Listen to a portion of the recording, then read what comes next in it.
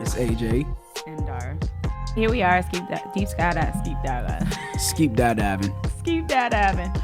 Yeah. Deep skydiving, ladies and gentlemen. Welcome to Deep Sky. Deep skydiving. Oh, she got. Go ahead. I don't know. That's Go ahead. not Do really. it again. I missed it. I don't have much more than that. Oh, all right.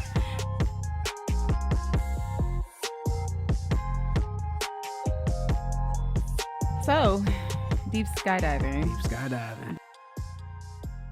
Rolling. Yeah. All right. So Well, you want to start it after the prayer? no. All right. Let's go to the Father. Yes, we shall. Oh man. Hallelujah. King, we just thank you right now. And we come to you as humble as we know how. First and foremost, we want to ask you to forgive us for any and everything in our life that may not have brought you any honor, Father. Anything that may have brought you dishonor, forgive us, Father. And just have your way at this time. I just thank you for life and love, Father. I thank you for friendship and companionship. Just have your way at this time. Be with us in our speech. Let us articulate and let the listeners receive, Father. You just have your way at this time. Let us be transparent and be organic and be genuine. Yes, Lord. And let our words edify, let it build up, let it encourage, and let it bring togetherness in our community, build our relationship, and help build the relationships of those who are the hearers, who are listening, Father. And we just thank you, praise you. In your precious Son, Yeshua name, I ask you all these things. Amen. To your glory we live, Father. Amen. Amen. Amen. Welcome to Deep skydiving. Oh, she got it. Go ahead. I don't know. Go That's ahead, not do really. it again. I missed it. I don't have much more than Oh, that. all right. Still trying to figure out an intro. But here we are, deep skydiving. Skeep diving. Skeep skydiving. Yeah. Deep skydiving, ladies and gentlemen. Yes, The podcast. Second episode, technically third. We went ham on the first, just introducing ourselves. Yes. I am, again, Dara. And I am AJ. It's your boy. Thank you for tuning in once again. We are so grateful to be here. Again, this is our second time recording, Yes. and it's just been delightful. It's been a road, but one thing I can say is teamwork makes the dream work. I'm so thankful for this girl right here. She just does not realize. I don't think I could put it in words. No, I feel the same way. Right. But it does make a difference when you are in a team, when you communicate, and so forth and so on. Yes. So, again, grateful to be doing this podcast. Again, a relationship podcast, but not just romantic. We're talking relationship with God, relationship with self, relationship with others. Yes. Platonic, business, all of it. Yes. Relationship, period. That's what we here for. Yes. So before we get into anything else, we wanted to kind of wrap up the last episode. Yes. The which was- individualism. Go ahead. The individualism piece. Mm-hmm. So I want to ask you something, though. Okay. I Put me want on the you. I want your perspective on what you think a man's perspective of individualism is when it comes to being in a relationship, marriage, parenting, and all that. Do you feel like a man loses his sense of individualism? I just want to hear a woman's perspective of what you think, what you think about men. What do you see? Okay. I do feel like a man does lose his sense of individualism, really depending on the man. But just going back to what I said before, when there are some things that you have to shed in order to add other things. Mm-hmm. I think that that's pretty much the key. I think that there are a lot of men who crave, that sort of companionship. There's an incompletion that's felt. Mm-hmm. So naturally, I think that when you bring somebody else in, especially your helpmeet, you are going to alter your life to make sure that that person is protected. Mm-hmm. And one thing I heard you say was that, you were willing to put your things aside. I don't know if you remember saying this, but you were willing to put like your needs aside for, that person that you love, but you said you just kind of did it prematurely. And you said for real, you would want to do that in marriage. And I think that honestly, that's when it becomes real for men, when it's that marriage piece. Yeah. So of course there are a lot of things that I feel like, men are able to keep, because that part that you said where men don't really change, I think that's the part of the individualism that they kind of like can, hold sacred to them, is the fact that they really don't fundamentally change. Like I hear a lot of men say, I'm the same dude. Like, I Yeah. don't, they get the same haircut, whatever. Yeah. But essentially, like the way in which they, govern their lives, I feel like there's a difference when you are covering a family. So I spoke to some guys yesterday after church, and I spoke to somebody today. I spoke to a buddy of mine today. And we really, so we do, we, well, first of all, let me say this. Oh, I'm sorry. First of all, let me say this. In order to have a sense of individualism, you have to have a sense of self, like knowing who you are. Absolutely. And so I do encourage anybody before engaging in any type of relationship, platonic, romantic, business, or whatever, like you need to know who you are, what it is that you bring to the table, what it is that you have to be you have to have a sense of security within yourself. You got to be secure with yourself. And so if you don't have any kind of security within self, like if you're just a very insecure person and everything, you won't have your own identity. Like a lot of people in relationships, they find their identity in being with the person that they're with, Right. which could be detrimental because if that relationship doesn't work or that person stops liking you or something, it makes you feel like you're not sufficient enough for a human, not just that person. It just make you feel like you're not enough. Right. And so you do have to have a sense of self and be secure in yourself first and foremost. And I encourage that. That's why I think everybody should heal. But with men, with us, it's crazy because 100% of the guys I talk to, they feel like this without saying they feel like this. But we naturally, and so just what you said I did with my ex, we naturally, being a husband for men that do desire to be married and to have kids, being a husband and a parent is already a part of our sense of self. It's already a part of our individualism before we even propose to somebody. Like a man is not even proposing to a woman unless he has that self of, unless being a husband is already a part of his individualism. And so I talked to a dude today and I asked him, I said, how much of your individualism do you feel you had to sacrifice or like give up? He said, and I said on a scale from 1 to 100, percentage wise, he said 30%. And I was like, the way he was talking before, I thought he would have said like 60% or something, but he was like 30%. And I said, I want you to tell me your perspective of how much you think your wife had to give up. And you know what he said? What did he say? 80%. Wow. And so the crazy thing is, when I asked him that is when it became a reality to him. But we unconsciously don't even think about that. Right. And the one thing, so I talked to a man yesterday, he's been married for 19 years now, I believe. Dude I talked to today, they've been together 15 years. My brother been with his lady, he known her since high school. I think he been with her about 5 years now or something like that. The other dude been with his wife. I think they recently got married like 5 years ago, but they got a child that's almost my age. So they've been, they met in college and they've been on and off together since then. The crazy thing is this. The dude that been in a relationship for 18 years, married, he said he think his wife is just now really starting to get a sense of her individualism. Wow.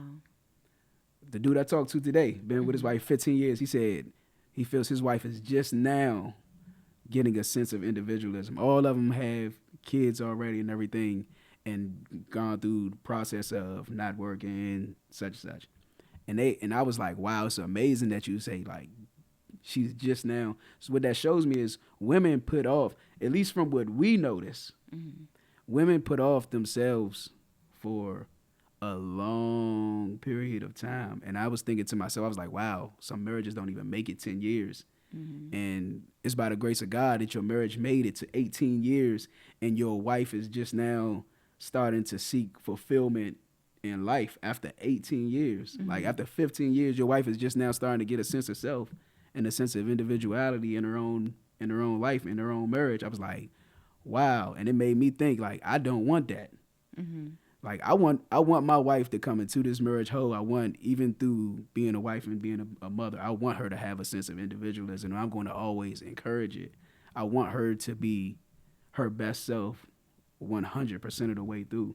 And I was just like, dang, it's crazy. Y'all been together so long. And we don't put off that much. But the wife, the woman puts off so much of herself for so long. And I was like, dang, that's, before I wasn't thinking, I'm like, dang, that's unfair. But you know what I was thinking about, as you were saying that is for a lot of men, the reality of becoming a father and a husband happens, like you said, just before they're ready to do it. But the reality of a woman is that we've been thinking, a lot of us have been thinking about it since we were taught about princesses and princes and castles, planning weddings that we don't even know if we'll have. You know what I mean? And my reality hasn't been that. Like, that's literally something that I tell everybody. Like, I literally have not planned my wedding, and a lot of women probably can't relate. But there are a lot of women who have had it set, like the colors and everything, stuff that they've been thinking about for years. So when it comes down to them making that sacrifice, for some of them, that's when the dream starts. You know what I mean? Are they thinking about the sacrifice beforehand, or are they thinking about a fairy tale marriage? I don't think that they're thinking about a fairy tale. I think that they're playing a position. I really do think that we have the capacity to be, it's our nurturing spirit, right? Could you pull that note up? I'll read the last part of it, what she said, Sure. because I think that's right in line with what you're saying. So somebody shared this with us, and it's a long note, but I'll read the last part of it. It says, with the way the world is today, it's hardly any time left to yourself because your focus is paying these bills and staying afloat. Some things like not maintaining a social life is by choice, though no one is saying when a woman gets married, she has to give her social life or the things that she likes to do.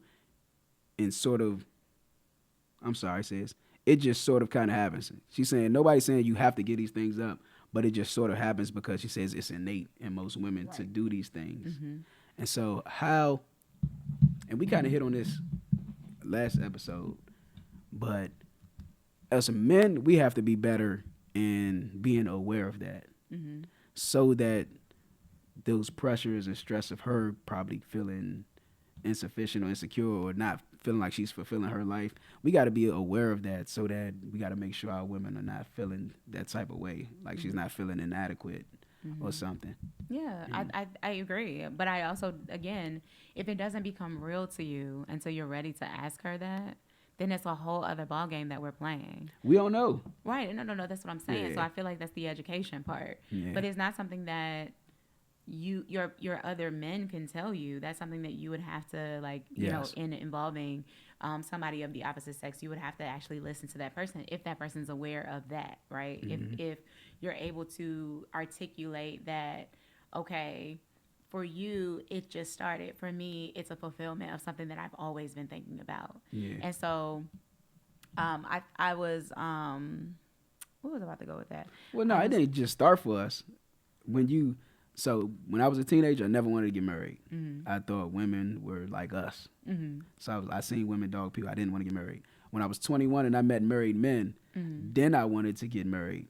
And after 21 is when I'm 34 now, about to be 35. At 21 is when I said, all right, I do want to be a husband. I do want to be a father. Ooh. I am so sorry. Oh, somebody going to have to do some push-ups. You got to pay for this one. I am so sorry for that. I have no clue why that even happened. So let me, It's all good. while I have the ability to do this, turn the Wi-Fi off. It's real organic. We real people over We here. real people. Like, I really thought that I didn't have all that connected, but apparently I do. Sorry. But what I was gonna say, in relation to that is I've not been that woman who has planned the wedding and all that other stuff. But I think that it's important for me to bring up that in my last relationship, my ex was telling me that God spoke to him in regards to my dreams. He said, it's not possible that I can say that I want to marry you and I'm not aware of your dreams. And I'm really more so focusing on, like, it's great that he said that, because I do think that set him apart. That made him very peculiar. And like, but it was so peculiar that I didn't even know how to answer him, because it's not like that's not something that's important to me. But in relationship, I find that there are a lot of women who kind of put those things to the side. Like, like it's gonna happen for me, but like he needs all the work and all the help. And I don't know that it's because we feel like sorry for y'all or anything like that, but I think we're just being a teammate. Like I think I think it's innate. Yeah. yeah, I think we just don't know anything else but to be a nurturer. So for me, coming into, you know, the relationship, it was like, how can I help you with whatever it is that you have going on? So we did a lot of that. And then he said that he really like looked up and he was like, but I don't even know what you dream of. And then when the Yeah. spotlight was on me, I was like, Froze up. yeah, like what? I don't know. Yeah. Yeah. So, you know, I had to think about it and it's not, but I thought about it in a sense of how he could help me. Mm-hmm. And when I thought about it, it was like that's the issue, or that's Yeah. something to really ponder, because why didn't I think that whatever it is that I wanted to do was something that he would be encouraged or be, you know, or find important enough to help me with? Mm-hmm. Why did I feel like we needed to focus on his stuff first? You But got that's just that. no, Yeah. that's just something that I Nah. just kind of wanted to pinpoint. Yeah. But you know, just But I think that's just who you are, though. So you but help. it's not just me though. You help. Period. But it's not just me, because I was even talking to my cousin and she literally had anxiety because she like, I for real think that she wants to change her career, but she was like, but I have to provide though. And I'm thinking to myself, why do you think that that's your position? Why do you think that you have to do that?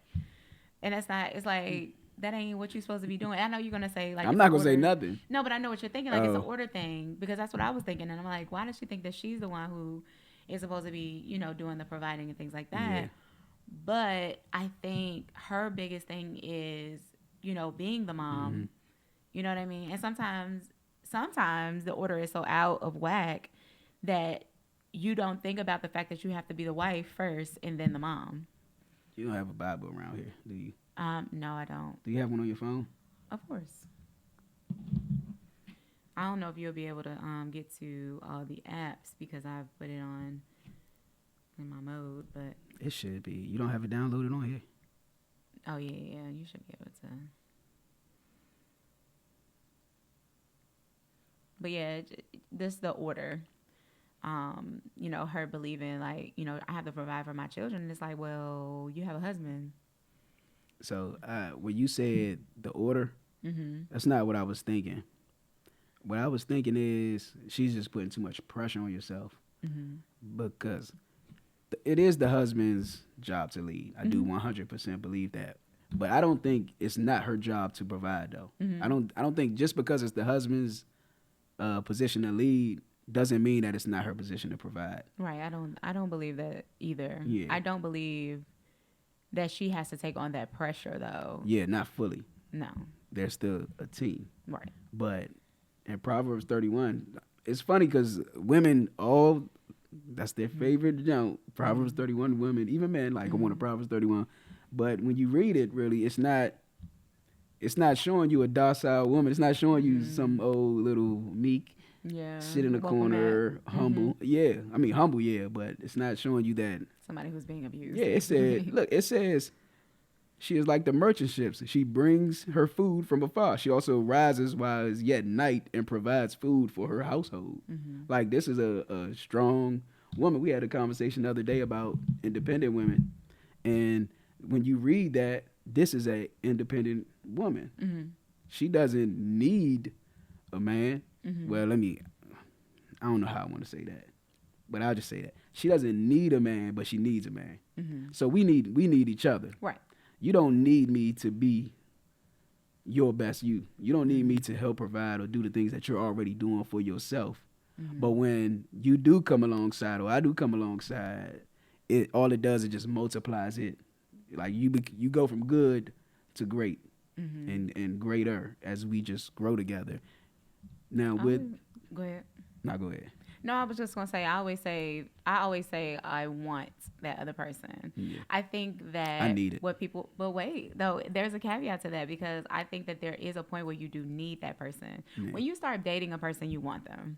That's how I Yeah. feel. And just being a whole person, like, I want you, and that's what I always say. Like, if we're in a relationship, if we're trying to get to know each other, this is what I want to do. Right. It's not what I need to do yet. When you my husband, I need you. All right, yeah, that's where I I'm at need you with to it. survive. Yeah. Like, this because first of all, I really do believe in the fact that like you're joining You're one. souls, like you are one, Yes. person. So you can't just be a dead left side. Like that's, I mean, ask anybody who is even like a stroke victim on a real, like it's very hard for you to function correctly and the whole side of your body is not even operating. Yeah. So that's what I wanted to, just emphasize too, is that you said that you don't know if you wanted to use need, but when you are married, you need that person. And if you 100% don't, agree. you need to go ahead and figure something else out, sister, brother. Nah, you need to make it work. Yes, you do need to make it work. You need to find out what you need to do to need that man. Yes, absolutely. Mm. But I know they ain't gonna like the way that sounds, but no, I'm glad you said absolutely though. Thank you. No, absolutely. Yeah. I do feel like if you are married to somebody, you need to figure out how you need them. Yeah. Because if you don't, like, then there's some trouble in the water. Yes, Like, I agree. y'all aren't operating as a unit. You're operating as roommates. And I've definitely asked a couple of people who are married, like, are y'all roommates or are y'all like husband and wife? Like, and they were like, maybe we roommates, because they were upset. Wow. Yeah. But it's something that you ask people, like, straight up, like, what you gonna do? But I wanted to close out on this. I mean, did you have anything more to ask? Nah, I think we can close out on that. I wanted to say, this is something that I wrote. When we say individuality, it is not promoting singleness. It is promoting purpose. It is it's promoting God's love. It is promoting self-love.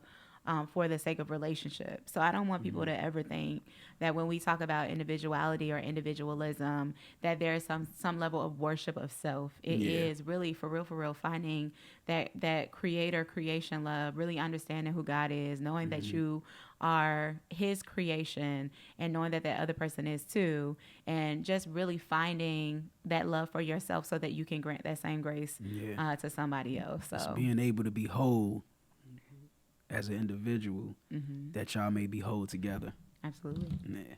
Absolutely. So, AJ will introduce the next topic we will go into today. But first, what song is in your head right now? because of where we was going with it. What is Friends. How many Because the topic was when you said I was going to introduce the topic, and I was like, "What are friends?" Yeah. And then you say song, and that's the last word in my mind, so that's what came up. Yeah. Yes. Okay. Cool. All right. So I guess you can introduce. Oh, what song is on your mind? Probably just because you just sung it. It's probably the same thing. It probably is. No. It's not. When we started the podcast, I use what is that song? It's by, I know it's Rick James. When I said deep skydiving, what is it? Is it Cold Blooded? Cold Blooded. Yeah. So that's in my head right now. That's kinda funny. Like, Cold. Yeah. Blooded. Yes. That's my song. Yes. All right. Our topic today is what are friends? It's going to be a two-part if we get to it. Yes. So what are friends? And we're going to hit on what are friends and friends of the opposite sex. Okay. And I think we should discuss what we thought friends were then, and then what we think friends are now. Yes. I would like for you to start. You would like for me to start? I would. Okay, so I have no problem starting. So what I thought friends were based on just how I grew up and everything, basically homies from the neighborhood that I was cool with. Yeah. And so because we shared the same things, we went to school together, we like when you talk to girls, y'all talk to girls that are part of the same group, we fight together. We did a lot of things together. We go out, club together. The people you have fun with, you figure, those are my friends. Yeah. And so you grow up with them, and it was just that simple for me. What did you think friends were for? I can agree. Most for me, I really didn't have a lot of friends on my block. One because I was the new kid on the block, and then we lived in the city. When I was in the South, I had some like neighborhood friends, but like I never really had like neighborhood friends when I moved to Chicago. So all of my friends were from my school. Yeah. And it was very simple. Like we had commonalities. For real, it used to be just humor, jokes. Jokes would bring people together. Like if your humor is the same as mine, you know what I mean? And that was just kind of like I think that probably brings people together the most. Yes, that's the main thing. And I'm going to hit on that with the opposite sex too, because I think that's important. And remind me if I don't if I forget to hit that, but definitely humor, our sense of humor was the thing that connected us together. But I think the glue was just basically like what you said, like, talking to some of the same guys, not the same guys, but, their Of the same, friends. yeah. Yeah, of the same friend groups, hanging out with each other. Like, we never really, there wasn't a lot of irritation there with that other person. Just as far as levels and communication, like the way that we talk to one another. And mainly joke based. The things that we participated in, our families. Like, I know one of my really good friends. I used to just like to go over her house because she always had people at her house. It was just like, it was always family. Yeah. Like, they were always, You ever having had a friends cookout. that you became friends with them because you thought they thought like you? Like, yo, we think Yeah. exactly. And then you Me- find out, like, you nigga. Yes, You one of don't. my You suck. really good friends. Yeah. Actually, it's funny because her birthday is today, but Happy birthday, whoever happy you are. birthday, Cree. I call her Cree. But we actually had very similar lives. Like, our mothers were single moms. We both lived on the south side and went to a west side school. We both played basketball, and we're very athletic. We come from educators. So her mother was a professor, and my mom was a high school teacher, but they were both science. Yeah. So it was just so many overlapping things. Yeah. But when Y'all were she first twinsies listen, we used to get in trouble in the same class by the same teacher, and that's kind of like what made doing me the same notice thing her. at the same time. It's like, nah, But no, we did though. We used to get in trouble for talking. Yeah. That was our thing because we were smart, so we would get our work done. But then we would be very distracting to other people. Yes. Because we were done. Sounds like you. But she used to talk about me so bad. Yeah, she used to talk about me. And I used to hear her, and I've always been like this, so it would hurt my feelings, but it would be like funny. Hold up, that the way that just turned, it was like, yeah, we was like best friends and everything. And she used to No. talk about me so bad. before. I was kind of like, before Was we that a became bad best thing? friends. oh, Yeah, okay. before. Like, when she first met Okay. me, we ain't gel like that. I didn't know. Oh. I didn't even know that much about her for Oh. real. For us to, I got you. it was like once we started talking, which I don't even know what turned. I guess because we were on the same team, we were playing That's probably basketball why she ain't together. like you. She ain't like herself. Maybe so. It's like, nah. I don't know. Who knows? High school. You probably was a better her than she was. Why would That's you say why. that? That's why she ain't like you. She's better at being me than I am. She's like, Not at all. Please don't listen to him, Bree. We're friends forever. But no, where was I going with that? Oh, so that's what I liked. I liked that she was very similar to me. I feel like Yeah. she got my life. But the other girl that I was really, really cool with, she was like polar opposite of me. Like, even with her family dynamic, a lot of her family members went to the same school as us. Yeah. So there was this level of popularity that she had, and me, I'm new. Like, I'm brand new to this whole thing. So it was a different dynamic, but we definitely meshed well when it came to, like, the jokes and stuff. So then Yeah. I thought, even toxic or not, because we had a very toxic friendship, I just was like, that's my homegirl though. So, like, we argue every week, or we argue every y'all other might day. got a better sense of loyalty than men, because I don't think I've ever stayed like in the toxic friendships. Really? Like, even Nah. if you didn't know that was the case, like, I don't feel like I knew it at the time that's what was happening. I think I obviously knew that there was an issue, but I didn't know that, that it was considered a toxic relationship. I thought, we were arguing like regular people argue. Like, Oh yeah, I got she you. comes from a different place than I do, so obviously we're not gonna always agree. She was Yeah. very,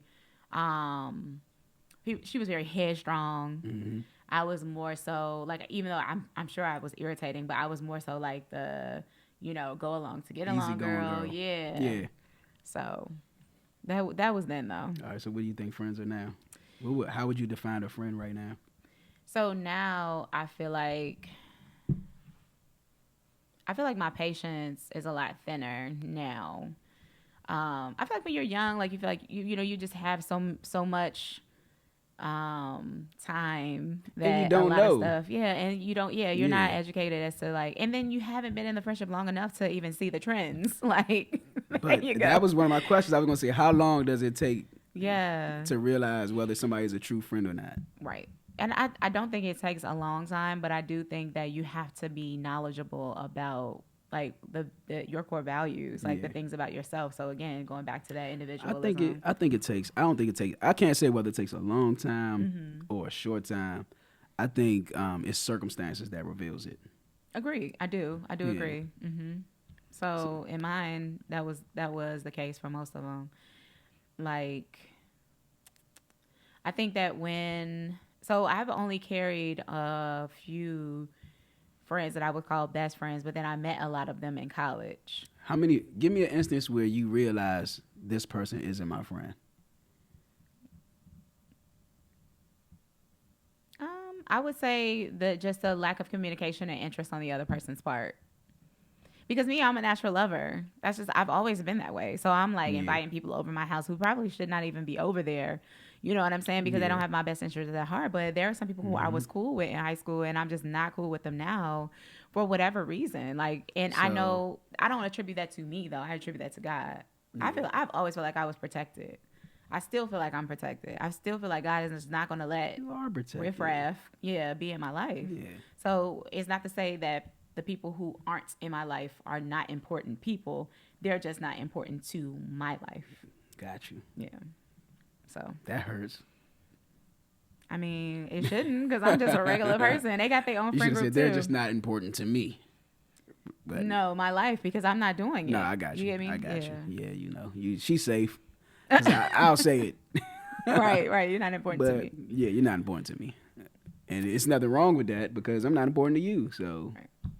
doesn't mean I don't like you. It just Mhm. means you're not important to me. Yeah. So for me, I'll say this: I've always been careful about who I call my friend. Mhm. So I might be like, yeah, that's the homie, or that's my man from around the way. Mhm. But I've always been careful just about the word friend. Like, there's not many people that I call friends. I'll say that's my man's first before I'll say that's my friend. Mhm. And so I always used to say this, like, I don't have many people that are friends to me, but I'm a friend to many other people, to many other individuals. And so from my neighborhood, out of just saying, like, I'm not saying it's 100 niggas. It might be, but I don't know. But just saying, out of 100 niggas, I probably got 2 friends. Mhm. I got a lot of mans, but I got 2 friends Mhm. that I would really consider like, yeah, this is my friend. This is somebody that I could trust, won't put me in a compromising situation or anything. Mhm. And so, and that's really how I realized who's not my friend, because there's been situations where. So what I would never do, I would never put you in a compromising situation where it's going to cost you your freedom or your life or bring any kind of detriment to you. Mhm. But I've been put in those situations, and I've been put in those situations saved. I'm talking about like before Christ and after, knowing. But that's just who I am. I'm that guy that you can call on and everything. And I don't do it anymore because I done grown up. But I've been put in situations where somebody would call me, a couple of different guys, they would call me and they would be in a situation. Mhm. And so, I would be like, all right, bet, I'm on my way. Mhm. Knowing that this could not go well, but I'm in the wrong. I'm admitting that I'm in the wrong, but I'm praying like, God, please don't let this go to an extreme it doesn't have to go to. I'm praying even though I know I'm moving like in pride. I'm moving in a wrong sense right here because I can't cause myself my freedom in this instance. But I realized like this nigga ain't your friend because by my definition of a friend, I wouldn't put somebody like if I called you my friend or I said I'm your friend, I'm not gonna put you in a situation where you might not be able to go home this evening. Right. Or you might not be able to go you won't be able to see your child anymore because you locked up or a situation like that. Mhm. And so you don't even have to look out for my best interest, but don't put me in a situation where it's going to work against my best interest, Right. if that makes any sense. Mhm. Like, because I know people are innately selfish. Like, people are always thinking about themselves first. Mhm. 99.9% of people are thinking about themselves first, and I'm not mad at you about that. Right. But just don't think about yourself at my detriment. Right. And that's what, Understood. yeah. Yeah, that makes sense. It's also not really my reality. Like I have encountered that where there was something that happened to me because I like, took one for the team, in that sort of sense. And it was like, it was devastating to my life, but I was able to forgive that person because I realized that I also made a choice and not blaming myself, right? Because it's not so much that I was like mad at me for, making that choice more than it was just like in order for me to move on in life, not pinpointing that person or the people involved, but just saying like you really got to let that go. That happened when you were, 19 or Yeah. whatever. Could you befriend that person again? I have, and I've forgiven.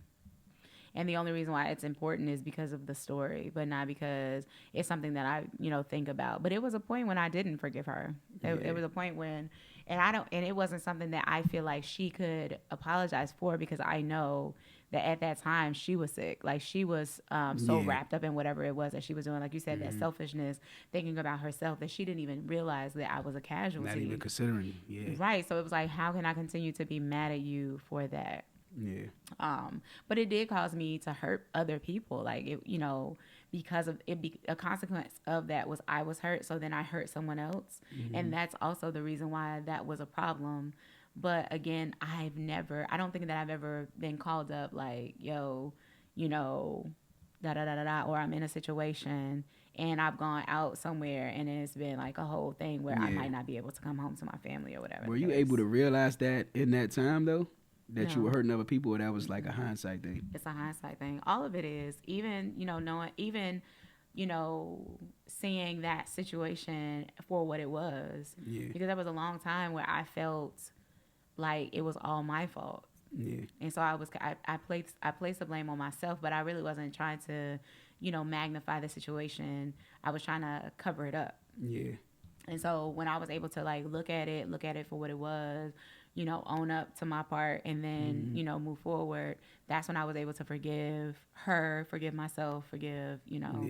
the other people involved. So, I think I just been blessed in life where, because I used to do even as a youngin', and I think I just got this because of my mother used to do this to us. Like if my mother comes home upset or something, I feel like she's always taking it out on us. And so I'm like, man, you been, just because you done been mad at somebody at work because somebody at work pissed you off, I'm like, man, don't come home and do that. right. Like you come, like you, as soon as you come in the house, you yelling at me about something. I'm like, it's not even that serious. Like, I'm like, come on, man. So I had always purposed in my life to not take, if I'm mad at you, I'm not going to go take my anger out on somebody else. And I think that's really why, one of the reasons why I would separate myself, because I was angry. Because I was a angry young individual, I would always just be by myself. I would separate myself because I never wanted to spew that out on somebody else. Well, that was super intentional and super mature for you to be young. I just didn't like the way it felt. So Well, because you saw it. yeah. You know how it felt. So yeah. Well, that's very insightful. I think my new understanding of friends too is that friends are gonna bring you closer to God as well. Friends pray for you. Friends, they have your best interest at heart, even if they are being selfish. They are considering, who you are as a person. They know you well enough to know, like, not to even include you. Like I know, because I have a vast, amount of friends and then different types of friends. There are some friends I don't mix. Yeah. I feel like that's even being Likewise. respectful. Yeah, that's even having a regard for the people who you love, the people who you call friends.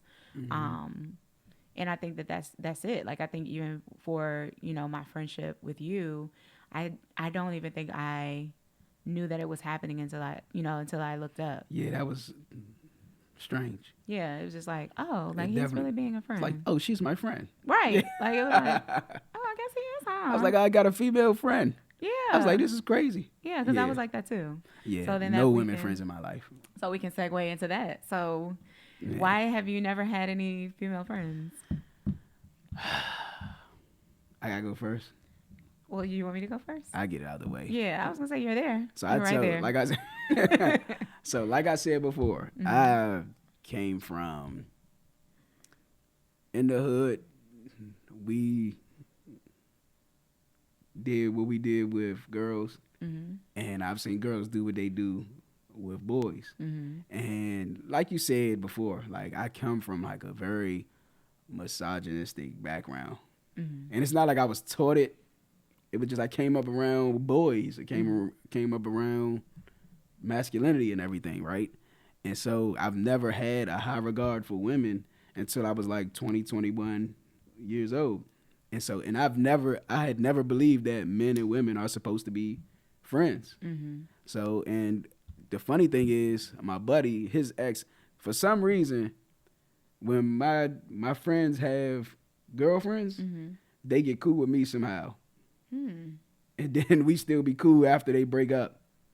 And so my first friend that was a girl, I only called her a friend because her and her cousin used to call me like every night and we just talk on the phone. But I've never like shared personal things or been vulnerable with them or any of that.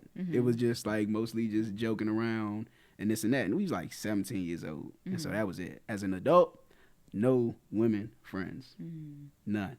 And so what happened with you, it was just completely like unintentional and organic. And it's a whole different dynamic than the friendship I have with my male friends. And I don't even know how to explain it. It's just, I think it was more so, it wasn't even me opening up to it because I wasn't open to it. Like you said, you seen us, we had the whole misogyny thing down packed. Right. He's like, Yeah. but it wasn't something I did. I wasn't open to it. It was just who you were. So to say, I don't know what you had going on in your head or anything, but it was just who you were, and you weren't the typical black girl. You weren't what I seen in my past and everything. And like I said, it was just unintentional. You created a space for me to open up and be vulnerable, which I don't think most men or women do. And I don't think it's intentional. I just think they don't know. They're not conscious about it. Like they don't know to do that. And I just think the person you are, the individual you are, you create that space for people. And that's what I needed at the time.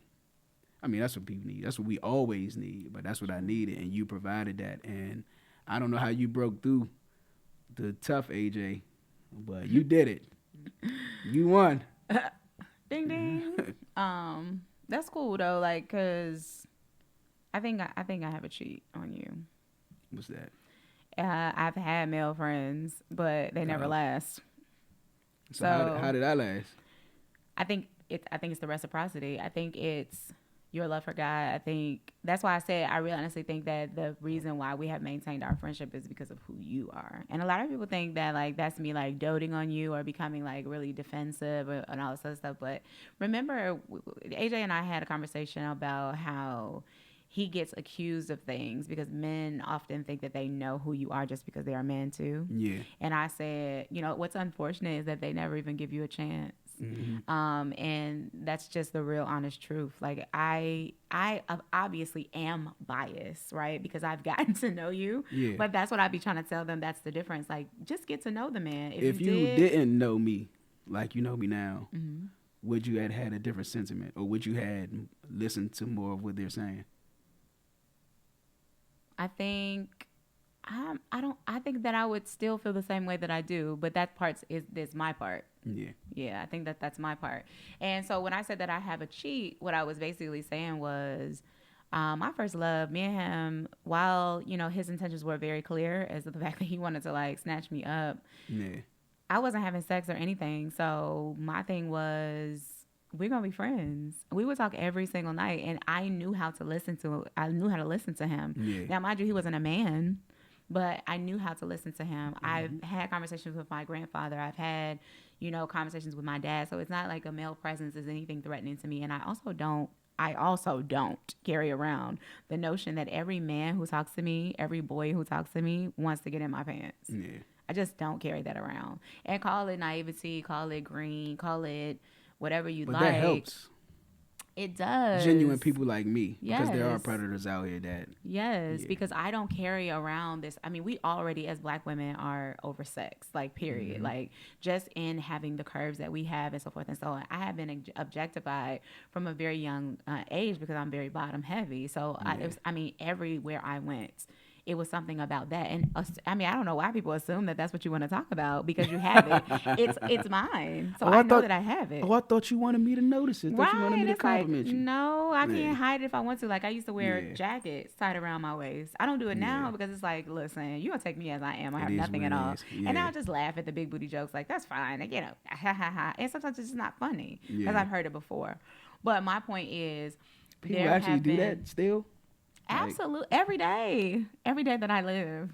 every Unless like I just men, don't go like out. just Hmm? wow. Yeah. If I don't go out, I mean, even at work, people who know me, people who see me every day, it's just it's a running joke. Like, Yeah. but I don't get offended because it's But like, I mean men though. yeah, like Man. I work with men every day, every single day.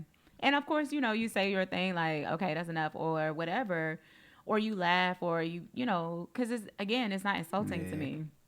Like, I just, I have my little things that I say in my head too, because again, it's Why you not say it out important. loud? Hmm? Why you don't say it out loud? Because for real, I realize the power of a woman's tongue, and I can just like cut you right at the knees, and it's just not important to do Yeah, that in you front could. of. Yeah, it's just not. Me. So, anyway, I'm going back.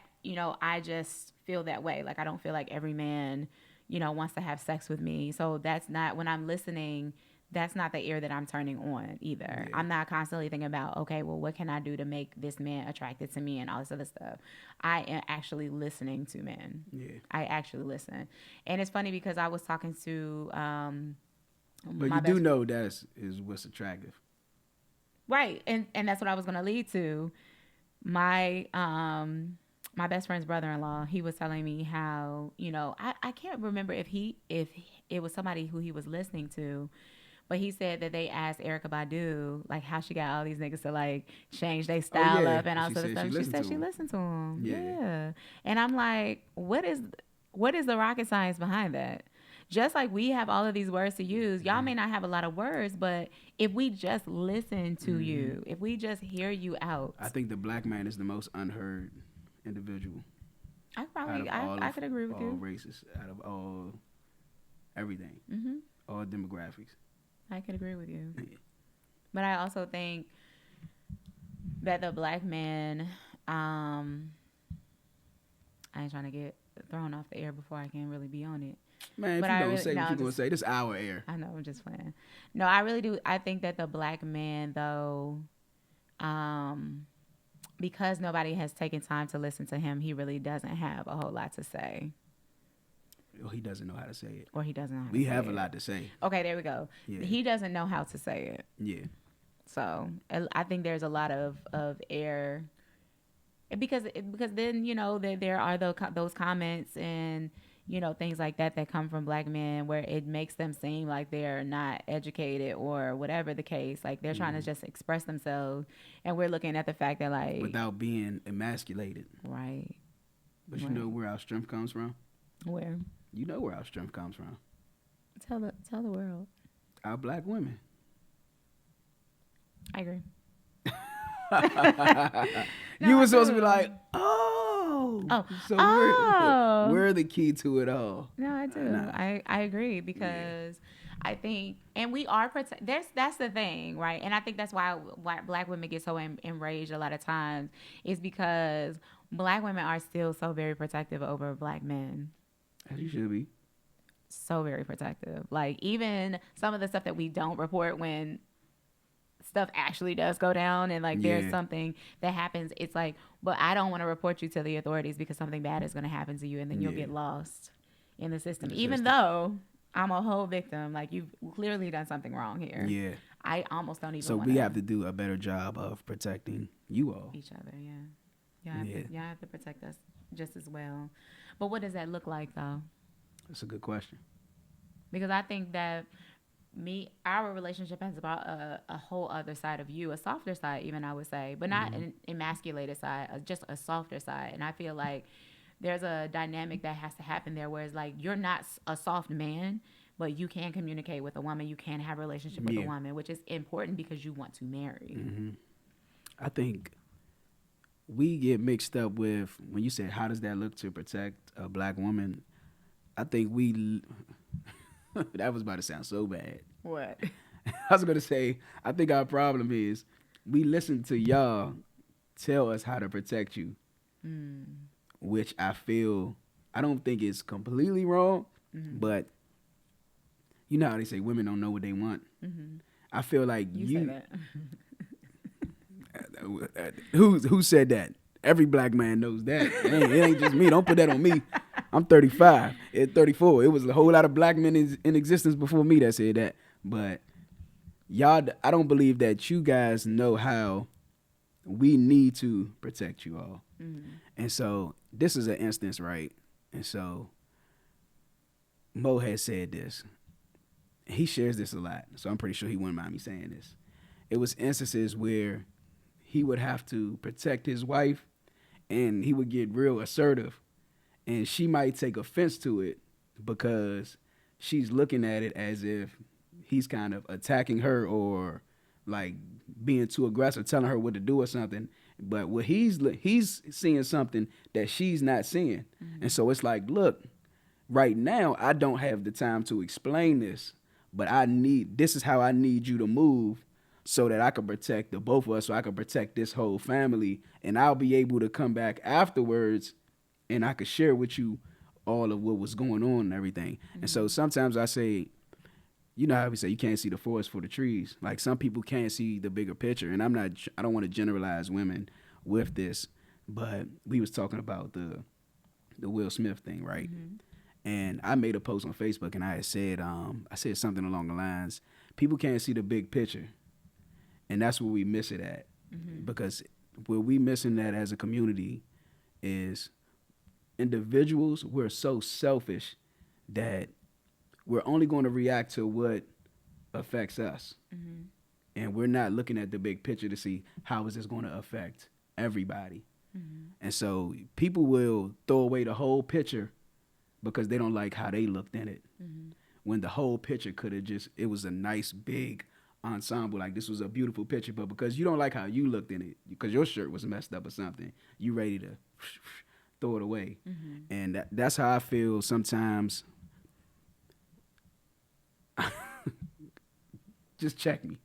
That's how I feel sometimes women are. Like you're not seeing the big picture, so you can't tell me how to protect you right now. And so how I really believe us as men need to protect our women, I believe first it all comes with accountability. And so I can't protect you by myself.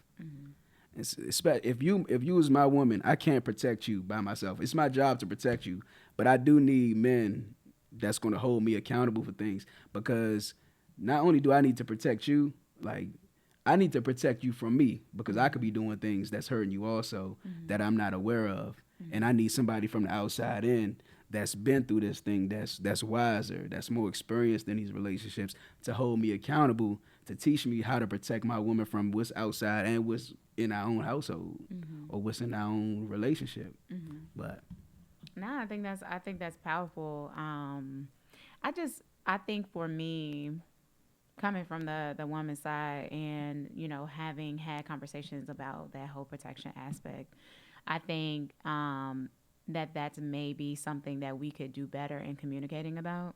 Like we always talk about, the basis of every relationship is communication. Yeah. And I do agree. I just don't think that, as people who know how to communicate, verbally and non-verbally, just kind of like naturally, that we really know the ways in which to communicate. Like, what is a healthy level of communication? In the situation that you were just explaining or describing, I think that I've actually been in a situation just like that. And I think it wasn't until the man said something after that I really knew what was happening. And I don't think that it's always important for us to know at the time that it happens. But I do feel like the reason why that kind of falls, like the reason why, it never really translates the way that y'all think that it is because of the fact that y'all really don't say anything. Yeah. Because there is no communication. Like, if I know the type of man that my husband is, then of course, then I'll know, that he don't want nobody to disrespect me. He felt like that man was disrespecting me. Like, I've had a conversation before in a relationship where, my boyfriend at the time, he often felt disrespected. I rarely feel disrespected. Yeah. So already we're talking about oil and vinegar, because if I'm literally walking into a room and I'm not feeling disrespected, are you telling me that you get to like move furniture and like F people up because you feel disrespected? You feel disrespected, You or feel you feel like I need for me. Yes, there it is. Yeah. Right there. So how do you feel like as women we go about that? Because if I'm not disrespected, because I have a heightened level of understanding. This is just Dara, guys. I don't feel like anybody who I come into a room to visit, to play with, to work for has to respect me. I don't feel that way. For one, I'm just a different individual and I understand that. So I carry this even at work, right? So people be tripping. I'm just a HVAC tech guy. I just put up ductwork. I just install. That's all I do. I'm intentionally not in a position of leadership and everything because I just don't want the responsibility. So my thing is, people be tripping about stuff. I'm like, dog, why you tripping? This ain't your company. Right. And they be like, man, why you not? I'm like, if my foreman ain't worried about it, I'm not worried about it. It's not my responsibility, right? And so I kind of carry that same sentiment with whoever I'm with my lady, even with you. If you don't feel disrespected about it or by it, I'm not going to make a big deal of it. Now, it becomes disrespect to me when I feel like now you're doing something intentionally to disrespect me. And so then I'm going to say something about it. Right. But if you don't feel, if whatever action it is, whatever's going on is happening towards you and you don't feel disrespected by it, I'm not going to, unless you say something to me, I'm not going to feed into it. Because I know you're grown. Like you know how to handle your own. Yeah. Like you got the mouth of a serpent if you unleashed if I it. feel disrespected. Yeah. And so I know, and that's why I'm just like, it's not, to me, like it's not even, disrespect is not as a big deal as it was before in my past. But would you say that is a personal thing, right? That's Yeah. Oh, 100%. Right. So if you are with, and this is not to say, ladies, that like, something is necessarily wrong with your husband, but I do feel like that's something that you have to get to know. Like you have to find out who you're working with, who you are in relationship with, who is your other half.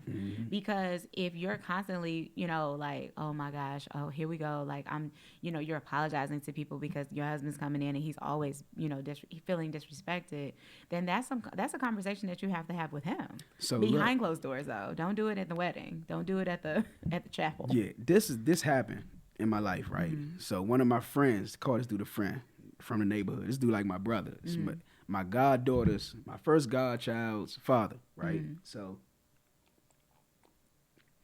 I was with, his children's mother, like I was there from the beginning. Like when they first started dating each other and everything in high school. And so she is like a little sister to me. Like I love her like a sister. Like their kids are my babies too or whatever. And this is my man. This is like my brother. And so I was over their house probably about a little over a month ago. When I go over every now and then to see my god babies and everything. And she had, now I'm not even looking at her like this because it's like my sister. So I didn't even notice this until he said something to me. Because you could tell it was like it was odd. And they had like a little feud and everything. And so I had to rap to him, call him up, talk to him afterwards and everything.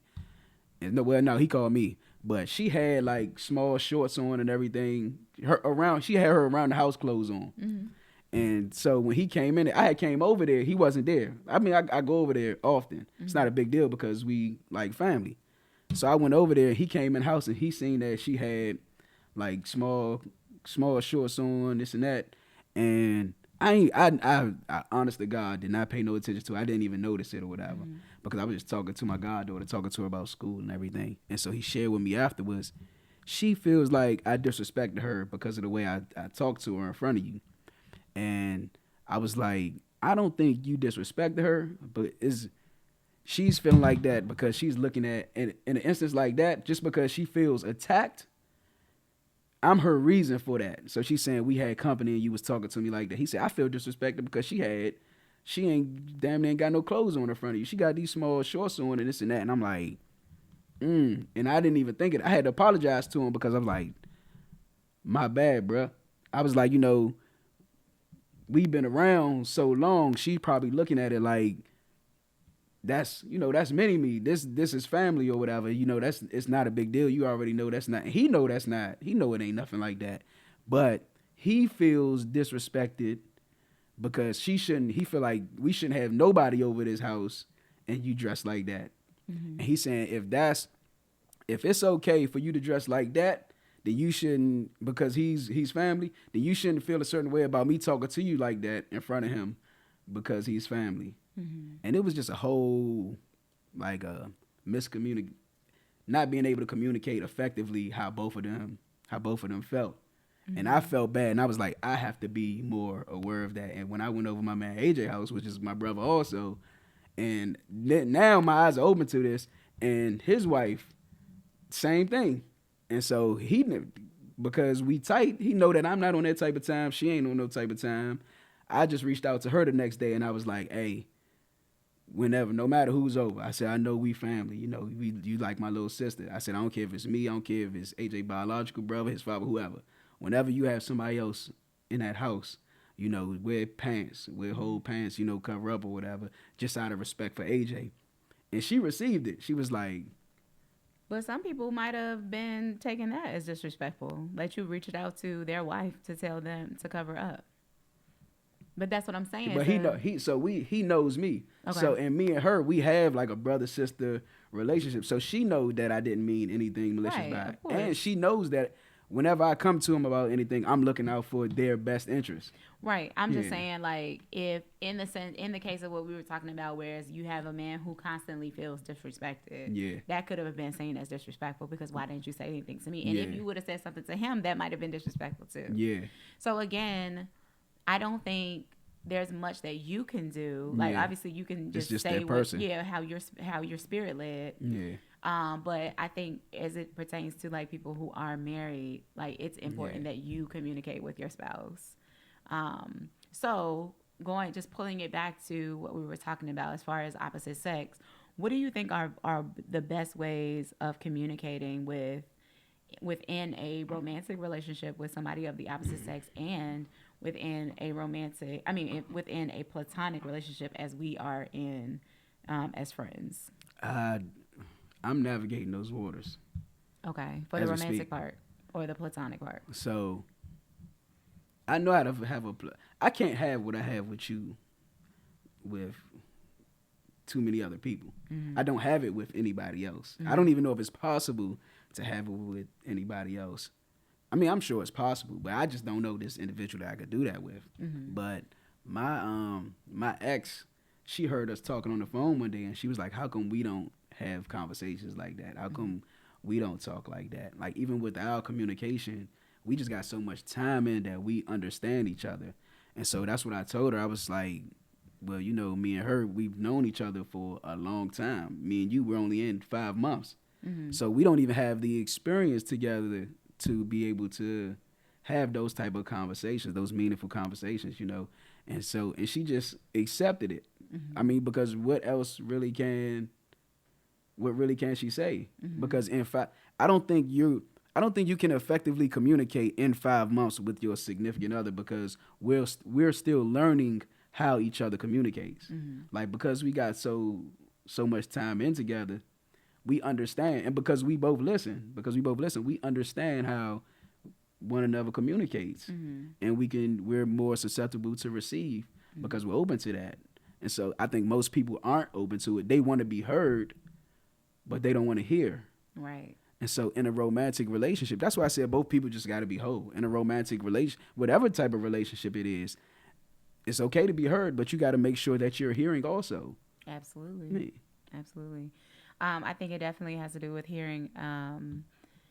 using the two ears and the one mouth. Like whatever you have in abundance, like do that the most. Oh, I actually was talking to my friend this weekend about how the one thing that you need is what you should be giving away. yeah. So if you need somebody to listen to you, that's what you should be doing for others. Like you should learn, practice your listening. If you have all of these things to say, practice your listening because there's something that you're missing by doing all the talking. It Yes. really is. So that's one thing that I definitely think that would be, great for like relationships of the opposite sex. But what I wanted to ask you was, what do you think is the reason why you were so do you think that because of where we met or how we met, it allowed for you to be more open? Because I can say that I have, a card deck of people who I can communicate with the way that I can communicate with you, but they're just not males. So, So, what do you think it is that how allowed we you to? met definitely Okay. plays a part in it. Mm-hmm. Most definitely plays a part in it because What? if I had met you in the streets or something, it would have been completely different. Okay. So I met you with a respect off bucks because the setting that I met you in, the who I met you through and everything, it was all right. I'm coming to this with a different level of respect. Not saying I was disrespecting people that I meet on the street, but when you meet somebody like on the street at the mall or something and everything, you're meeting with the intention to kind of get to know them, date, talking about the opposite sex or whatever. When I met you, it was in a Bible study setting. I met you through my oldest brother. I met you with the whole respect to where it wasn't like I'm trying to holler at this girl. I wasn't even trying to get to know you. Right. That's why I said our whole situation is just different. It just happened. It wasn't anything where I was like, you know what? She's cute. I like her. Let me get to know her. She might make a good friend. Right. And that did. I've never met anybody like that though. What? I mean, but it's so important that you said that because I feel like that's how a lot of men meet women. What? She's And- cute. I think I want to get to know Yes. her. Like, so but it's always it's not with the intentions of being friends. right. And it's not. So, just being honest, when men holler at women, it's not just to be like, let's see how this grows organically. Right. It's with not some that- kind of intention. Right. Yeah. So I've never had an intention with you. So I like, during that time when we met and everything, I never was like, man, she's good people. Let me really get to know her. It was just something where we just started talking and we became friends and then we became close friends and then it was like, damn, how did we get here? Right. Yeah. Yeah. So, I guess for me, I think it is still a very inexplainable situation, but I think that we can explain how we work as friends to kind of give people insight on, how to make this type of thing, fit into their marriages and things like that, or at least what to look for in the beginning. Because I do feel like there can be a romantic piece. Yes. Like we just don't have it, but I do feel like that's something that people can have. But I Yes. think it is important, to listen to your partner. I think it's important to, when it's time for you to speak, that you are, saying those meaningful things. Because I do also know people who say a lot and they don't say anything. Like I have encountered people whereas I've had full conversations with them and I come out knowing as much as I did when I walked in. Because they're just very good. They're like, did you watch that Living Single episode? I don't know if you even watched Living Single, but I've seen Maxine some. Shaw, she was like giving her like campaign rhythm. She was like, ba da da da da, bippity boppity bop. Like she Nah, like every I ain't- question you da da da da da, Yeah. bippity boppity bop. I know people who have a rhythm because they're so used to just like, Wow. it's almost like that. How you doing? Fine. Everybody who says that like that's probably the biggest lie that Yeah, it's that- like they on like a autopilot type of. Yes, but I realize in working with people, I realize why most of the time that's the answer. Because one, most people don't care. And then two, when you say that you're not fine, you also have to get into that personal space that Yeah. you're not willing to share with everybody. Yeah. So people, if you are having a conversation with your significant other and you're giving how you doing fine and you're really not fine, then you are the issue. You're the problem. You have to figure out why you don't feel like you're safe enough to share what's really happening in your world with that person who you're calling your significant other. Like, y'all have already passed that space of like getting to know each other and all this other stuff. So why do you feel like at this point you can't share that with that person? If it is what the person has offered you, it's like, say for instance, they're not setting the stage. Say for instance, they're not creating the space for you to be vulnerable. That's a conversation in and of itself as well. Yeah. Like, hey, listen, you don't create a space for me. That's something that AJ shared in the first episode. Dara, every time we did talk, you created a space for me. You were not just trying to gossip. You were not just trying to figure out, what I was going to do and with whom. It was a matter of you really just like flat out listening to me. And at the end of the day, I think that that's what most people need. Yeah. That's the basis of relationships. Like, really, like, can I pour into you? And Can you pour into me? And I'm protected by you, and I know that because I share things with. I was in a dark place, real dark place, and I've shared things with you, and I've been around your friends, and your friends ain't look at me funny. At least not to me. They might have, but I didn't. I didn't peep it. I didn't notice it. Right. And so what that shows me is my privacy or whatever I was going through, and I share it with you. It wasn't something that made its way around the friend pool. Right. Like you said, it wasn't a gossip thing and everything. And then when I come around, it's still, I don't know, you might have been even talking good about me because it was still like welcoming. It was like, hey, AJ. And that makes me, oh, all right, this is a safe place. She's safe to be with. She's safe to talk to. So I think that's very important because that type of stuff is something that matters to me too. Even though I always say it's really not my business what other people think about me. Yeah. But it does say something about, what that person whom you confide in feels about you as far as like, not even necessarily loyalty, but just like you said, protection. I like that word better. When you're not, hearing constantly about things that you've shared in confidence. And I think that I have a pretty good, circle of friends, and thank God for them because I don't think that I selected them, who have, the ability to love people even through whatever it is that they're going through. Yeah. And including myself, including themselves. So that's why, I think that you have to beg the question. You have to ask the hard questions, like why, is it hard for me to talk to my significant other? Because that's something that you have to do. Like, you have to have that. How do you even get a significant other that's hard to talk to? Because they're filling a void. Remember we talked about that? It's possible to be in a toxic relationship and overlook all of the toxic pieces if you're getting something fulfilled. So I think sex is the biggest blocker. I absolutely agree. Because what void are you getting filled if you can't even communicate with this person? Like, if it's just all toxic. Exactly. But some people's level of or need for intimacy is such a huge, hole there, and they crave it so much that they cannot, for the life of them, see past that. Yeah, I crave intimacy. Right, but sex is, well, I try to explain to people that sex is under the umbrella of intimacy, Yeah, so but it's like a it's part not whole thing. intimacy. Right, but it's not intimacy. It's not the whole thing, yeah. And I know a lot of people who are literally like trying to sex their way into like true intimacy. Yeah. And it just doesn't. It's only, if you can go all night, a few sessions, you only get it those few sessions, and then you have to live you have to live your life again. You're left with yourself. I always say this to everybody. You are oftentimes left with yourself. What are you gonna do? How are you gonna respond to who you are when you don't have anything or anybody to fill the voids that you have? Do you feel we live in like a bubble of intimacy?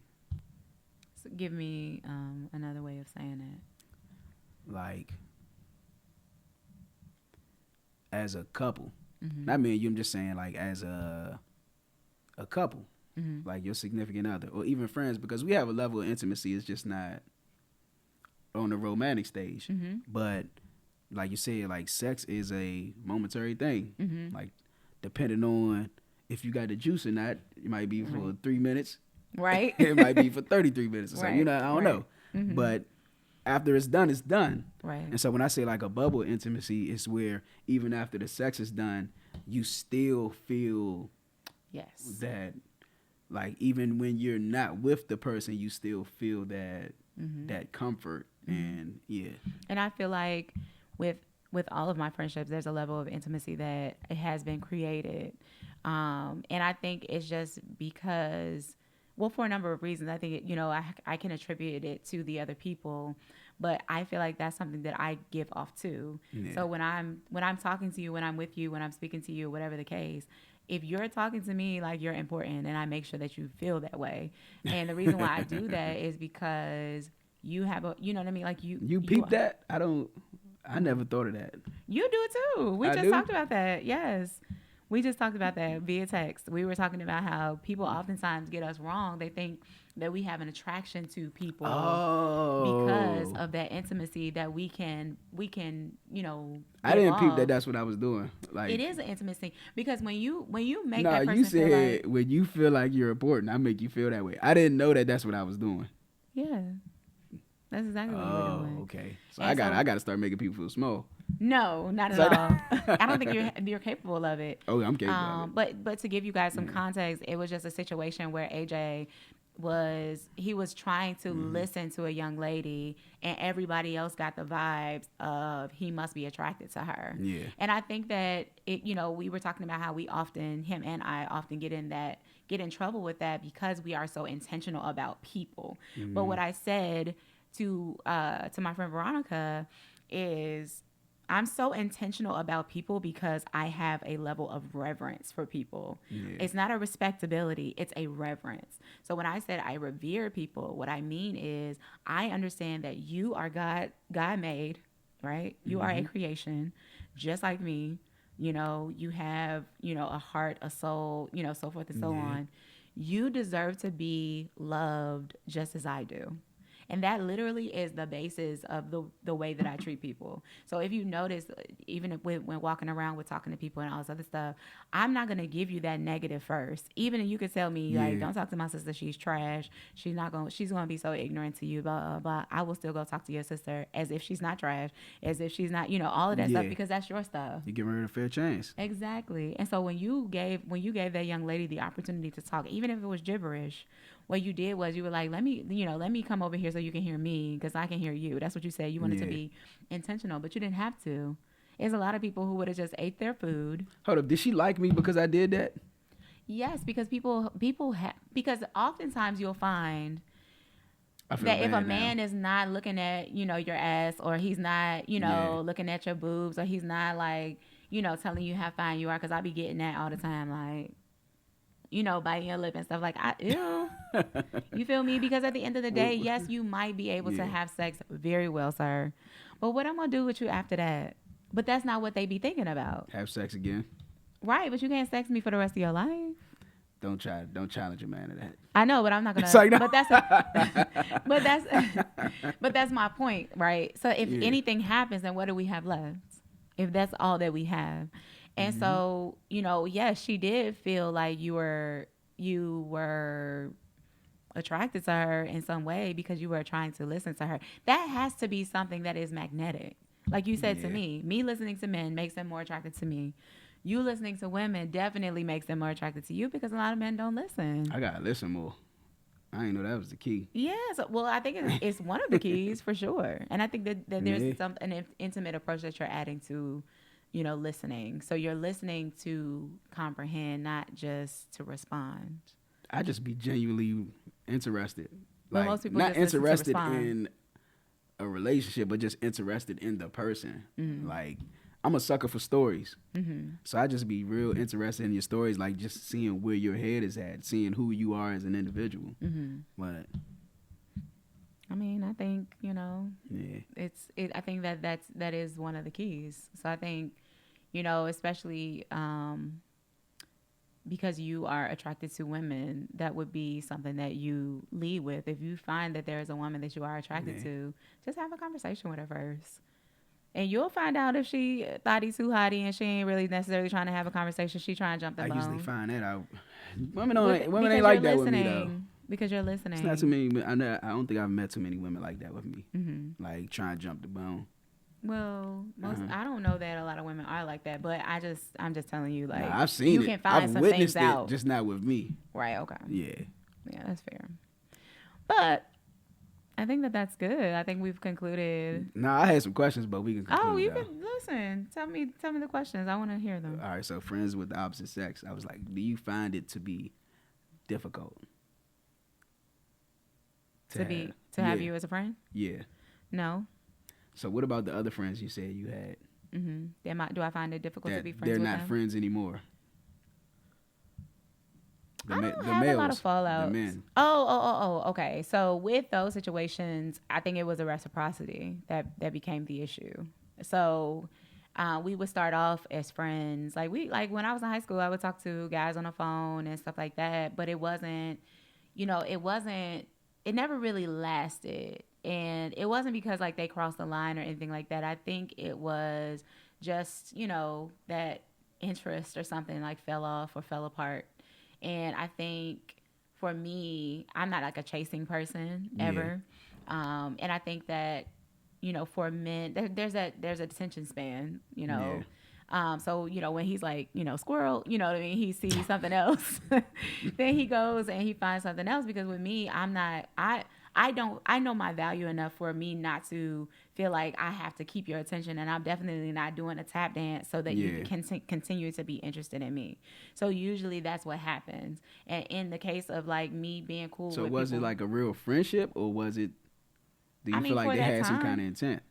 because I mean, Yeah. it wasn't like we was having sex or we were dating. Like they were legit people who like I went to school with or I was cool with. Like again, I allow the men to speak. Yeah.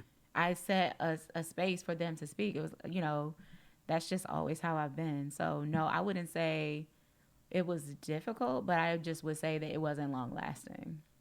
All right. How do you respect the other person? Like, do you feel like there has to be? Well, of course there has to be boundaries. But do you feel like you had to set boundaries with me? Yes. And that was All right, actually so on that note that I deleted today. That I think that in see, having look at friendship God. with yes. In having friendship with somebody of the opposite sex, you have to create boundaries. Yes. And the reason why you have to, and then people just don't believe this because of us, because they really honestly believe that we have like some under the table like hiding Like, hiding from them. Oh, y'all really together, that type of thing. But who feels like that? I don't know, No. child. It's annoying, but I think when you do get into a relationship, that if you set the boundaries beforehand, then you don't have to set them after, and the expectations of what was happening or the expectations change or Yeah. they become different. So AJ was in a relationship while we were friends. He's been in two since we were friends. And one thing I commend him for is one night he called me. No, he texted me. He said, I had something to tell you. And he knows I hate that, but he called me right after. And so he was like, hey. I'm gonna do that more often. Gotta get you out of that. Gotta break you out of that. Oh my Nah, gosh. go ahead. He was like, hey, he was like, as much as I, adore our friendship and I, would love to continue to talk and all this other stuff, he was like, I have this set a boundary. I have a girlfriend. I'm just not going to be available as much Yeah. as I was before. And I said, this, thanks. Thank Now, you. could I say? No, that's not what you said. What'd I say? You was like, you had told me you expected this. Yeah, You it was like, was an I'm actually, expectation. she's like, I'm actually surprised it took this long. Yes, Yeah. I said that, and then I also said that I pray that this is a conversation that, if my boyfriend or somebody had a Yeah. friend of the opposite sex, that this is a conversation that he would be so bold as to have with her. All right, so I'm gonna say this because she makes it sound all nice, right? So the girl I was talking to wanted me to cut her off, and I was reluctant to do it. I was like, no. I was like, I'm not cutting her off because that's not where we're at. And so she's like, well, call one of your accountability brothers and ask them this and that, such and such. And so I called my brother and had him on speakerphone, and he said, and he knows Dar, and so he was like, if that's somebody, now this is the only reason he said this is because he doesn't have this type of dynamic with another woman also, so I understand it, but I heed it. He said, if that's somebody you trying to work it out with, then yeah, he was like, dog will understand. He said this while I had him on speakerphone. He said, dog will understand. He's like, dog is a grown woman. She'll understand. And I was like, all right, cool. And that's when I hit Dara and told her. Now, I was torn behind it, but just because of our relationship, like I love this girl, and it's not. We'll address that another day. But we just have a real close, a tight relationship, and regardless of who I'm in a relationship with, I feel like our friendship will benefit the relationship. I believe whoever I get with, right? Whoever I get with, if they can't be fine with you, then I don't know if they could be fine with me. Because I feel like you would benefit her more than you would benefit me. Like you'll become tighter friends with her. And because you're a woman and like you're like an exemplar woman. And so you would benefit because you know me so well, like she would benefit from a friendship with you because she's dealing with me, and it would help take our relationship. So let me ask you this then. Do you feel like the way that you feel about me, especially after saying this sort of exemplary thing, right? Do you feel like I stunt you from being able to then get any further? Because this is something that's been brought up with before. women? Yes, with a woman who you choose to marry. No.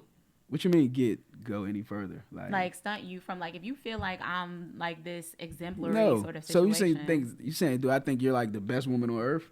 No. Like so nobody else could measure up? No, I don't think that. I'm saying, are But you what saying I'm is that saying what I'm thinking? Yes. No.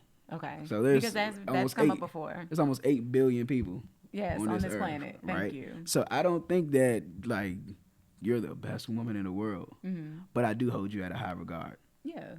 And But I think feel like that's it's fair. Yes. And you've shown me that a woman of this caliber is in existence. So why would I settle for something so far less? I can understand that. But I think that's the question that I have been asked on multiple occasions. Like, are you really giving the man who is supposed to be your husband a chance if you have this man who is supposed to be, your best friend in the way? And so what I said is, in my mind's eye, it's not a competition. Because where he's going to go is where you're not even going to be able to access that. And you haven't. Right. And I feel like that's what I've been saving, this whole time. But there's not something that I can explain to a man. That's something that he will have to live. But if he's already coming in threatened by who you are, not knowing who you are, not trying to get to know exactly. Because to me, AJ, what y'all don't understand is AJ holds me accountable to, my relationship with God.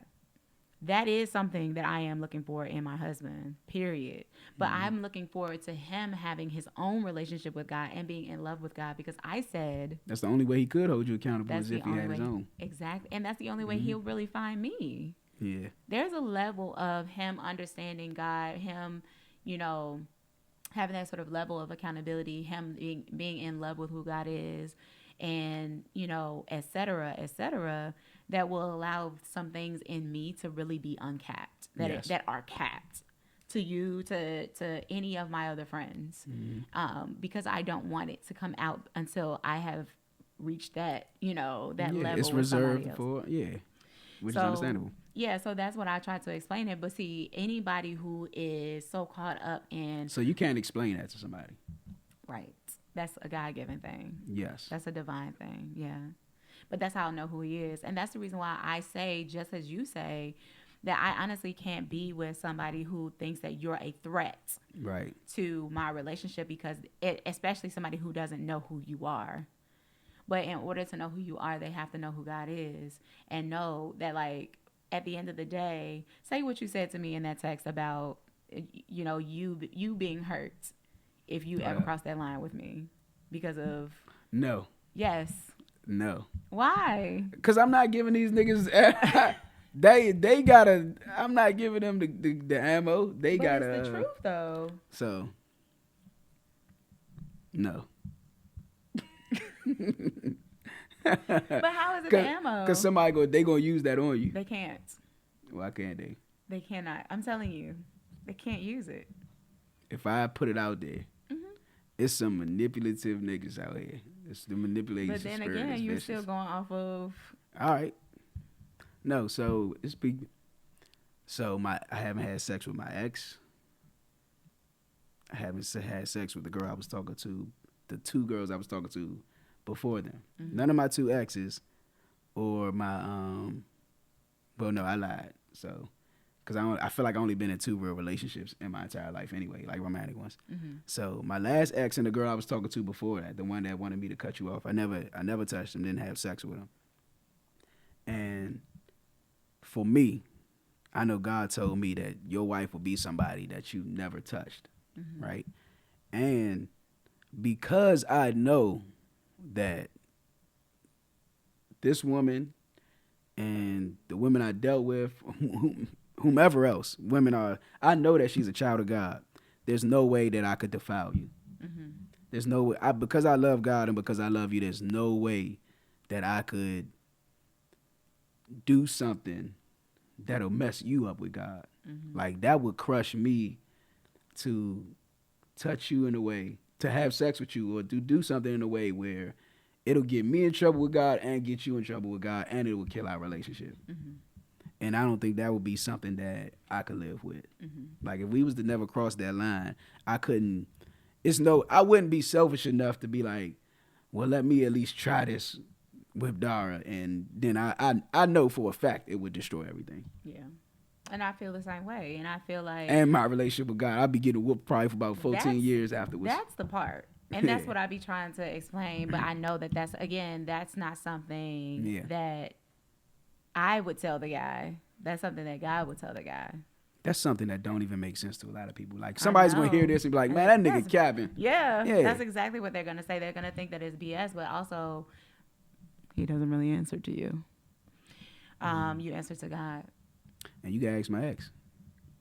right? Well, I don't need to ask her. No, I'm because not I talking about wouldn't- you. I'm talking about whoever think I'm capping. Yeah, but So- you know. But this Again. is the thing, right? And this is I'll leave it at this, Mm. because it's not even about friends, so I'm kind of reluctant about saying it. But with men, so I know this. I've witnessed women become weak for men, Mm-hmm. right? I've been The there. strongest. I know. I seen it. The strongest women. That's what made me realize it. Like, when I seen my mother and I seen you, and I was like, dang, God. And that's when he had, they're still women. Mm-hmm. Men are still, you are still leaders. This is our responsibility in this earth, right? Mm-hmm. Women are our number one responsibility on this. I truly believe that. Other than living for God, protecting the woman, leading the woman, I think is our number one responsibility. Because after he created the man, he created the woman, and he created the woman for the man. So if you are for me, there should be no reason I would want to disrespect you, dishonor you, or anything, right? Mm-hmm. And so, and I think this is a understanding beyond most people's brain capacity, mental capacity, right? Because if I'm saying that, why would I want to dishonor you if you're for me, right?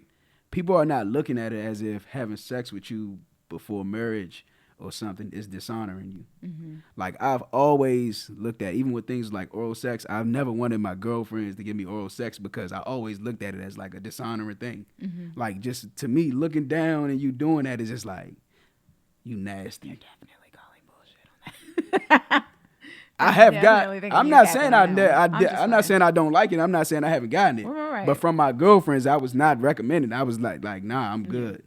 That's just me. Mm-hmm. But I do not want to dishonor you in such a way. I don't want to defile you in such a way. And as men, we have, as that being our responsibility, and us, we have that power over y'all. Like, I'm not putting nobody's business out there, but I know women of God that were willing to go to that point with me. Mm-hmm. And I had to be in my discipline. I had to be in my bag to not go there with them. Right. But because they're so, y'all are our counterparts, right? And because y'all depend on us to lead, even if you don't want to, even if you feel like you don't, because you have that thing that you want to come alongside, that you want to be protected, because y'all depend on us for these things, it opens you up to that. And if I'm not walking how I need to be walking, I could lead you into sin. I could lead you into something you shouldn't be doing. And that's why I say I can't afford to mess up I can't take their responsibility for messing up your relationship with God, for doing something I know that I wasn't supposed to be doing with you. Yeah. Understood. So that's really what keeps me from that. And like what really keeps me from even touching on you or anything is just that.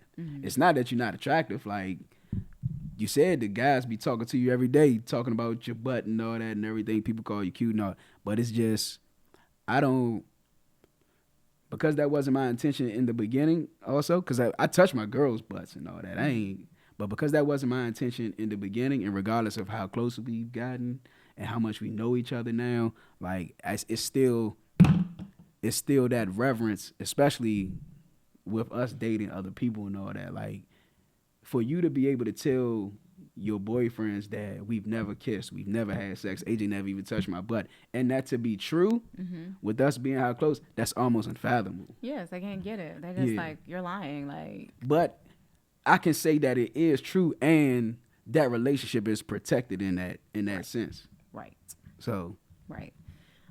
So yeah, so I guess at the end of the day, the reason why there aren't a lot of people who have this is my take is the reason why there aren't a lot of opposite sex relationships, because I think that was one of the questions in the topic, is because it's hard for us to communicate with each other being of the opposite sex. And then also because I think that we are always put into these positions where it's supposed to be like an attraction.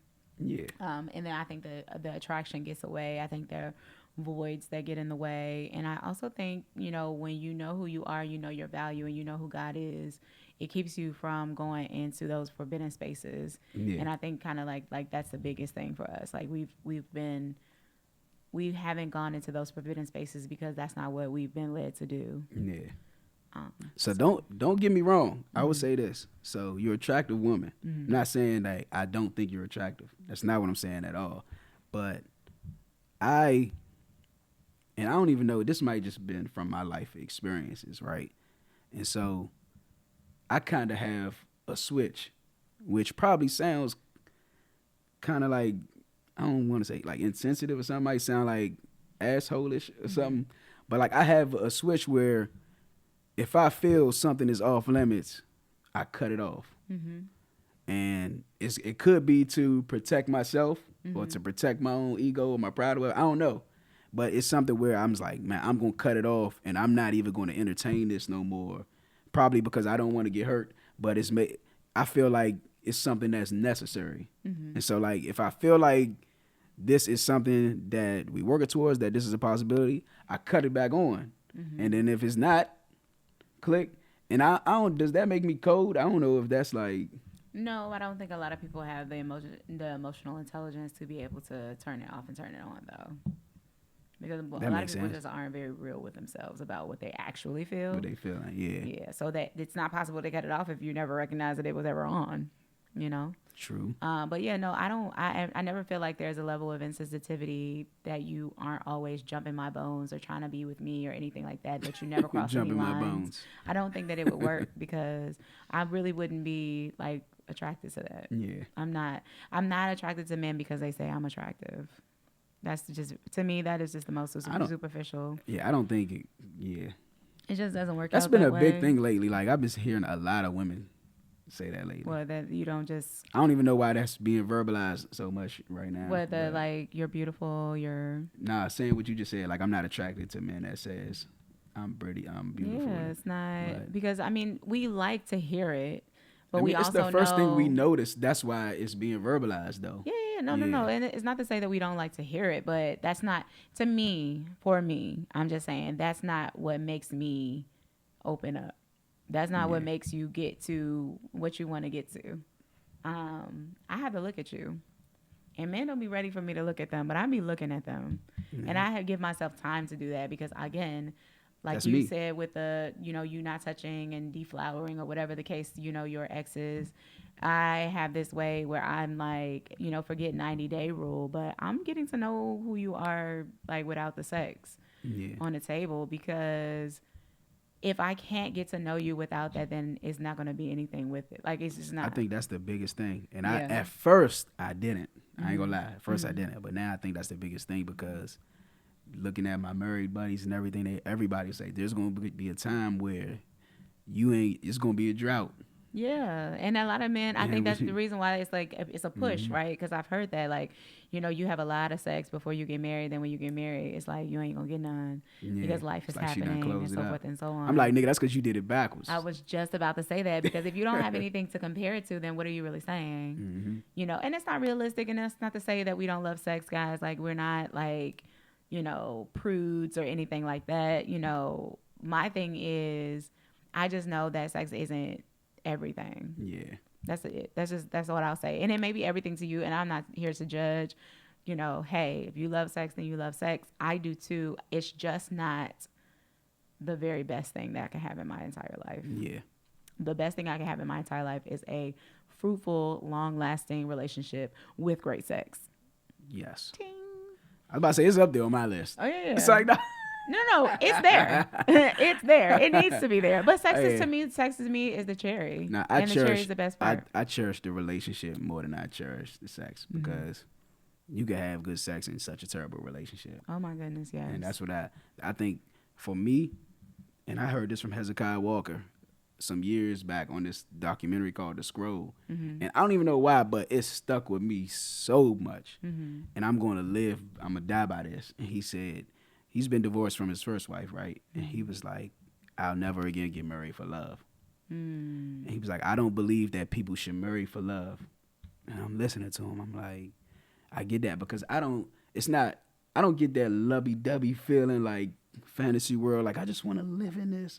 I don't get that. Like, the love that I have, I don't even know how to explain it. It's not, I don't want to say unconditional. I don't know how to explain it, but it's just like a connection. But he said, I don't believe people should marry for love, but for a relationship. And I stand on that because I feel like if we have a good relationship, like, the sex is not even gonna matter. It's gonna be there, but it's not gonna matter if it's not there.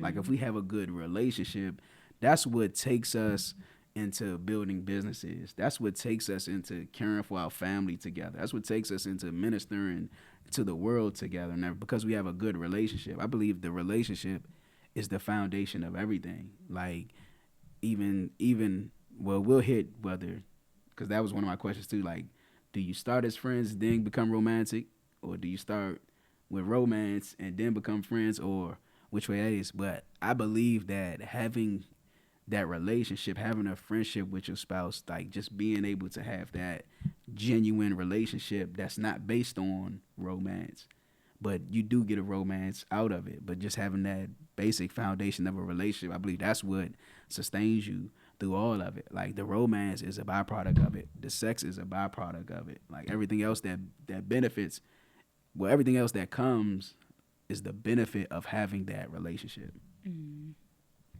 And maybe that's a man response, but I think romance is really, really important for us as women. I think 100%. Yeah, I think that the romance, I can't say which one is better or which one is more important to have first, but I can say that romance is like a huge part of, us being, it's almost like that we do have to have that feeling. Like, I know. y'all don't need to have that feeling, but we do have to have that feeling. If we I know. don't, then we're functioning in something completely different. It's almost like, I could just work with you for real. But when you have that romance, you have that, like, tingling feeling, oh, he makes me feel da-da-da-da-da. Like, that's the part that really is the part It that gets doesn't us. last, though. It doesn't, but I think it's important for us, Oh. like, especially in the beginning. We have to have that level of romance. We do have to have, relationship. But you gotta make me feel something. When you come in the house, I want to be like, oh, my baby's here. You know what I mean? Yeah. Like, and I want to spend time with him. I don't want to be like, oh, this nigga here. Like, hey, what's up? You know what I mean? Because that's relationship. Like, I can really That do ain't, that. that ain't relationship. I mean, it's It a is. relationship, You but can. it ain't. Like, I could give you a smooth hug and be like, all right, I'm about to be upstairs. That ain't, you know what I'm talking about. That But I'm ain't- just saying, like, yeah. that's if you take all of that out. But the romance, to me, that's I just mean, me, the romance. that'll to me. happen. That'll happen. I mean, that is. I don't even think that's bad relationship, but that'll happen. I Like, didn't say it even was bad, when the but romance, that's relationship. When the romance isn't there, at least you still have that, and the romance can come back. Like Yeah, nobody. that's what I'm saying. You have to yeah. have that though. Yeah. I think it's so essential. Like, I don't know. I'm not saying I don't want romance. I just don't think definitely- it's that necessary for you. What? It So you know is. yes, hell yeah. But you said that you would. Oh, no, you just said you want to marry for romance. No, I said I'm not gonna marry for love. I'm gonna marry I mean, for the love. for the relationship. I believe the relationship is the foundation of it. Mm-hmm. Hell yeah, I want romance. You know, I told you my love language is physical touch. Mm-hmm. Like I just love physical touch. Like I like getting my hair washed. I like just this. Mm-hmm. I like that's just me. I just from a woman. Mm-hmm. I just love physical touch. I do want the romance and everything. I'm not the best at it. Right. But I do want that. Like I want to have. I'm not saying I don't have like I don't know what you call the feeling, the fuzzy feeling or whatever. I don't know. I'm not saying I don't have that. I'm just saying it's not. It's definitely nowhere near as close as it is to women. Mm-hmm. Like women like thrive off of it and everything. Mm-hmm. I just don't make it so important Okay. yeah. Okay. Yeah. So it's important. It's important. It's just not as important as it is to women. Right.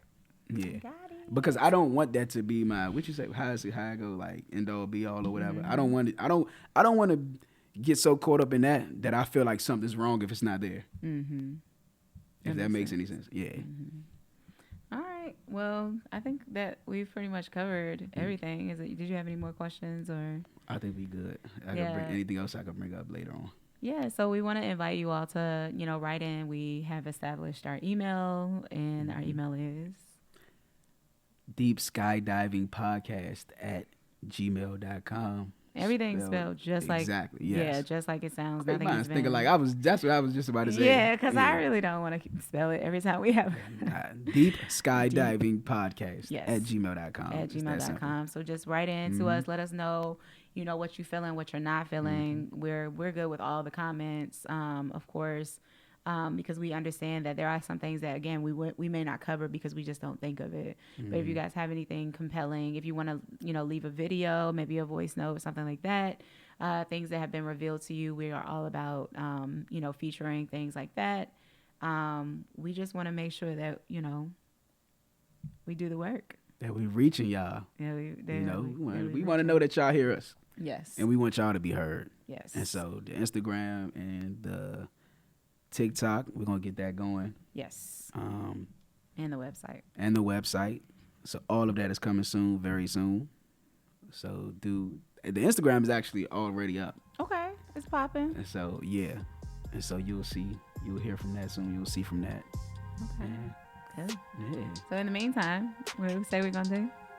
We're going to make it work. We're going to make it work. Make we it love work. y'all. Yep. Have a wonderful week. Deep skydiving.